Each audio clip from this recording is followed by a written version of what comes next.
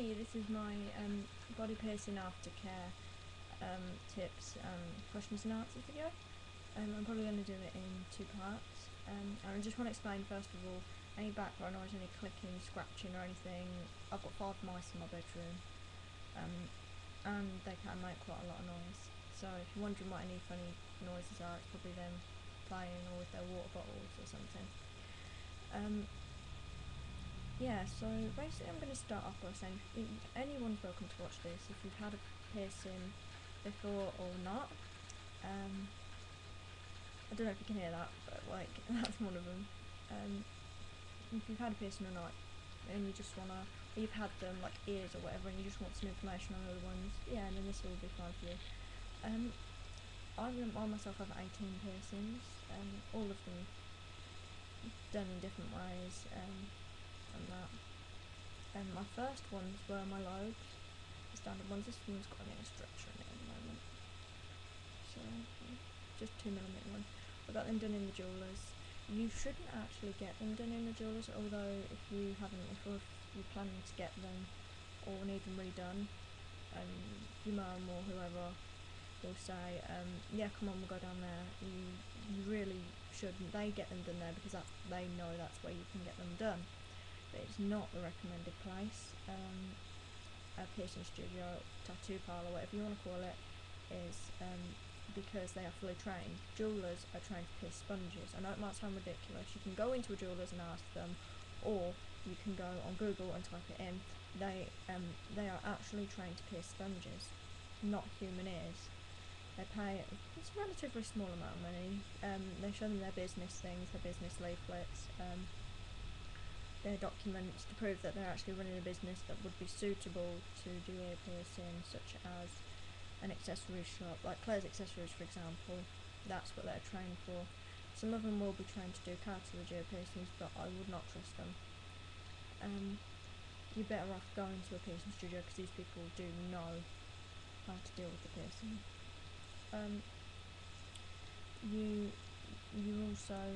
If you go to a piercing studio, you will get more information. They will give you more care, and you can either buy, or they might give you with your piercing some cleaning solution, which is obviously going to be the better one to choose when you clean your ears, your nose, your belly button, your eyebrow, your whatever you want.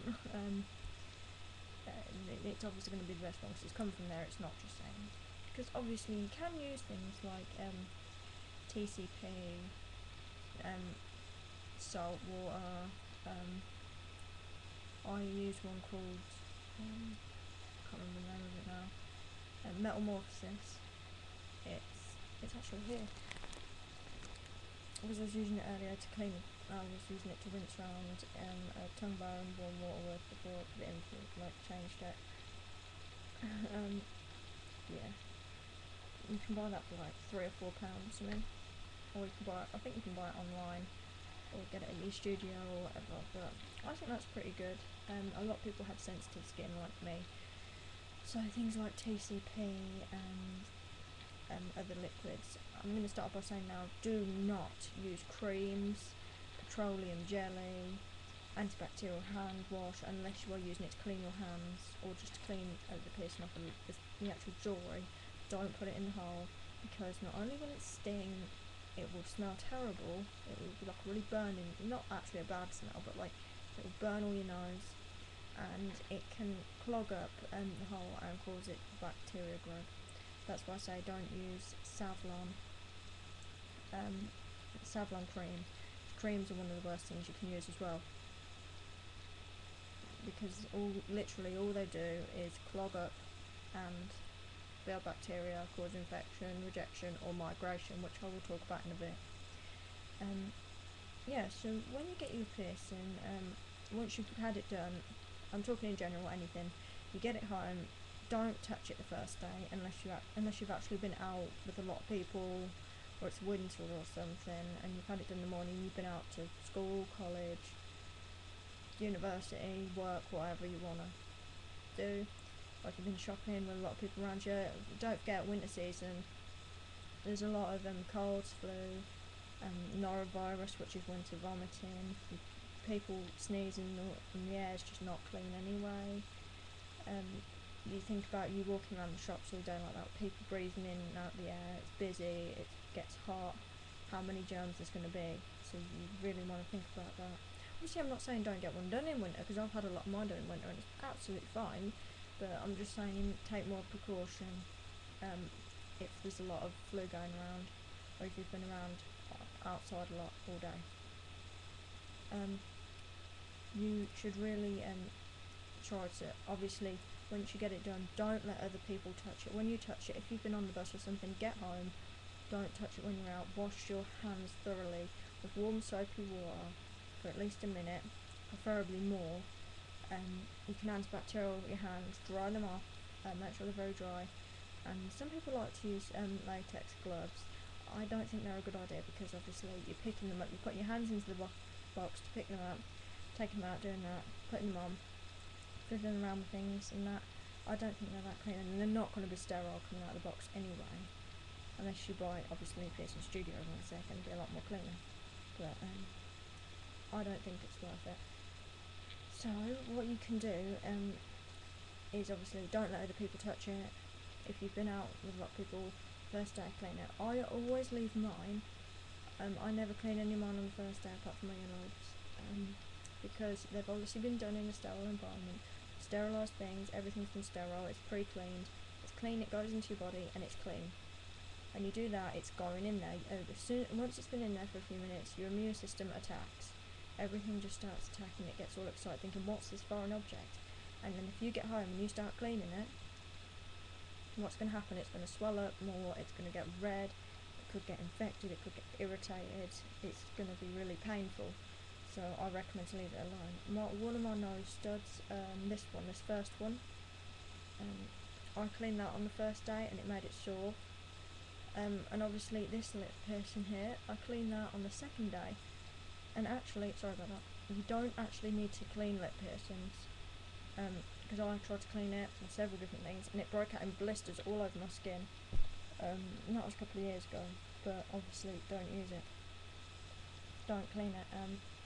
The first day for anything, try not to clean it unless it's really sore, which some of them, like ear cartilage, can get extremely painful. Like my industrial, I did clean that on the first day because it was so sore. I put a bit of warm water and a little bit of TCP on it and it settled it down a bit. But of course, it's up to you really, but if you want to put things on it and then it gets painful, it's your problem. Another thing is when you get it done, what to expect. It depends on the piercing, and people will obviously ask, oh my god, did your lip hurt, did your eyebrow hurt, did your tongue hurt, did your belly button hurt, did your industrial, did your septum, the list goes on and on. Does it hurt? Well, no, it doesn't hurt. The reason why it will hurt you is if you are very nervous and you walk in there shaking and frightened and you're like, please no, I'm scared of needles, I'm frightened, start getting yourself worked up. Another bad thing you can do is take a lot of energy drinks, get yourself all hyped up, because that'll get your adrenaline going before you even get there. A little bit nervous isn't going to obviously hurt you, but if you go in there and you're stressed and you're worried and you're really nervous, you'll sit down and it will hurt you because your blood's going, everything's more sensitive, your adrenaline's going. That's going to be painful. If you go in there and you're not worried, and you're just like, yeah, I want this done, they say yeah, and you fill out your form or whatever you have to do, go in, sit down and just sit there, just let them do it, and you'll be in and out no time, no pain. They hurt differently with each piercing. Like with these, the example was that didn't hurt me at all, but that hurt me a little bit, purely because it's thicker there. It's a lot thicker there than it is there. And obviously, things like my eyebrow didn't hurt because that's a surface bar, that's through the surface of my skin. My nose ones all hurt differently as well. This first one here, this first one I got done, it didn't hurt. And this one's the second one I got done behind it. Didn't hurt very much, but it hurt a bit. And this one, that was like one of my most painful, and I don't know why. But I got my septum done, it didn't hurt. I've had that done like 2 days now, and it honestly wasn't that bad. The most painful piercing I've ever had done is actually my lobes. Believe it or not, earlobes. If you've had them done, you think, oh, that doesn't hurt. I've spoken to people who have had them done and they've said, oh no, it doesn't hurt, it doesn't hurt. They've gone in, had the lip pierced, and they're like, oh, it's so painful, it's like that. I think it works if if something like that hurts you, other things won't. If other things hurt you, then things like that won't. It depends on the person, depends on the area, depends on the placement, it just depends on you entirely. Everybody is different. And if you went in to get your belly button done, they will numb it. Most of the piercings, they will say, if you want to get your lip done, and they said you went in and you tried to numb it yourself, or like with ice or whatever, if you've done that, it's going to be painful because the numbness won't last for very long, and when they do, the piercer will obviously know you've tried to numb it, and so you're going to have to wait until that wears off, because they won't be able to get the needle through very easily, and they won't be able to pierce it properly because it could be swollen and it could be bleeding an awful lot. You don't want them to hit a vein when you go in there, because obviously it's going to be covered in blood, it's going to be sore, it's going to be harder to heal, and it could be dangerous. And obviously if you numb things, draws all the blood away from the skin. You want it nice and fresh and normal in there, you don't want anything where it shouldn't be. You better off, if they're going to numb it, they'll numb things like your belly button. Just let them do that, that's perfectly fine. Because they need to do that, just to take away a bit of the edge off of it.